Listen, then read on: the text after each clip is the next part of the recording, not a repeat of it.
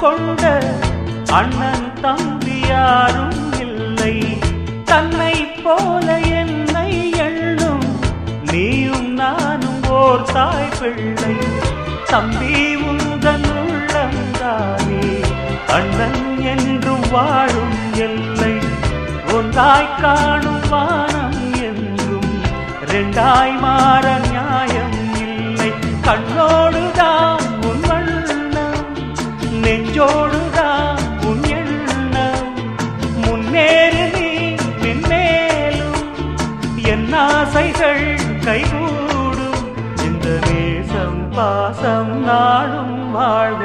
தென்பதுரை வைகை நதி தினம் பாடும் தமிழ் பாட்டு என்பது